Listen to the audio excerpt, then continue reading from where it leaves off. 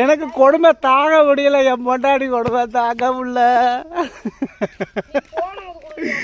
போற பக்கம்லாம் வந்து இடைய தொந்தரவு பண்றா, நான் என்ன பண்ணுவேன்? இங்க பாருங்க, நீ லோன் கட்டுறதுக்கு காசு கொடுமா, நீ அப்புறம் கொடுத்து சாவு, லோனை கட்டிட்டு சாவு.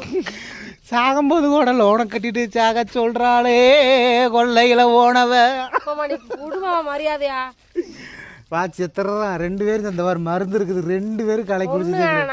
ப்ளீஸ் என்ன, நான் மட்டும் தனியா போக மாட்டேன், நீ தான் வரணும். நீ ஊர் சுத்தி கடை வாங்கிட்டுனா சாவத்தான் வேணும். நீ கொடு, நீ காசை கொடு, நீ காசை கொடு. காசு இல்லடி, இந்த வா இந்த இங்க பாருங்க, நான் எனக்கு ஏதாச்சும் ஒண்ணுனா இவதான் மாமா நிக்கிறாங்க. மாமா எங்கடே நிக்கிறாங்க? சொல்லிடு அந்த ஆள்கிட்ட கூப்பிட்டு, யோ பணம் கட்டு என் புரிஞ்சு வர மறந்து ரெடியா வச்சுக்கிட்டு இருக்கேன்னு சொல்லிடுறேன். உடனே நீ என் பேர்ல கடை வாங்க. ஐயோ தலைகில இருக்கு, ஐயோ பூச்சி மருந்து தலைகில இருக்கு, தெரியாதோ?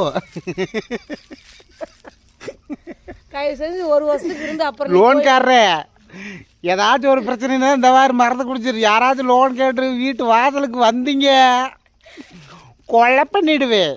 இதை ஊற்றிட்டேன், நான் சாக மாட்டேன். வர்றவங்களுக்கு எல்லாம் ஒவ்வொரு சங்கு ஊற்றி கடங்கார பூரா வரிசையாக நிற்க வச்சு எல்லாத்துக்கும் ஒவ்வொரு சங்கு. நீ வீடு தள்ளு, நீ அப்புறம் சாவு கொடு, செல்ல கொடு.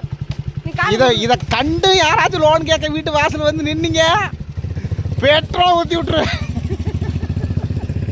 பெட்ரோல் ஊற்றி வண்டியில் உங்களை தாட்டி விட்டுருன்னு சொல்ல வந்தேன்.